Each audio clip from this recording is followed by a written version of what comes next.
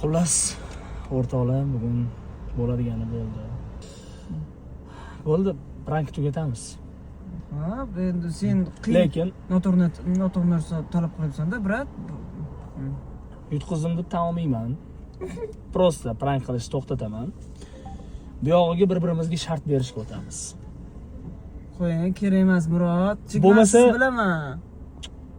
erkak kishi gapirayotganda ayol kishi jim turadi. Bo'lmasa keyingi safar prankka chidolmaydigani bo'ladi. Ishoning? Lekin siz boshladingiz-ku boshida. Siz bilan tugadi. O'yinimizni qiling. Siz bilan tugadi, to'g'rimi? Endi bu yog'i shart berish bilan davom etadi. Do'stizga o'ynaymiz. Keyingi shartni kim berishini aniqlashtirib olamiz. Xohlagan shartimizni berishimiz mumkin bir-birimizga. Yo'q, hech qanaqa Yo, atkassiz. 18 plussiz. Yo'q, endi shunaqa taklif bildirmasam kerak. Sizdan qisqa bo'ladi, bilib oladimi? To'g'ri, alam olishim bo'lishi mumkin. 18 plus yo'q. Nechtada? Bitta. Nechtada? Bitta. Uchta. Bitta. O'ta, keting. Donziki.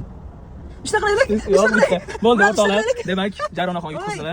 Keyingi safar videomiz shart berish bilan bog'lanadi. Kuzatishda davom etinglar. Nima deysiz hammasiga? Qachon bulardan so'ra, nima shart bular anaqa. Ey, to'g'rilikka san yonmas shart. Ey, meni kuzatadiganlar bilaman, bu bloger yengilroq shart bersin. Xo'p, bo'lmasa mana kelishaylik. Bizning kuzatuvchilarimiz kommentariyaga yozasizlar. Qanaqa shart berishimiz kerak? Bitta shart tanlab olamiz. O'sha shart agar bajariladigan bo'lsa, biza o'sha kommentariy egasiga shaxsan o'zim sovg'a beraman. Bo'ladimi? Ideya uchun, chunki hammasi halol bo'lishi kerak. Iltimos, juda o'tlab, vahshiy shartlar bermanglar lekin. Chunki mendan so'ramaydi, o'zi tanlaydi. Jaronaxonni rollaridan kelib chiqib shartlarni beraveringlar.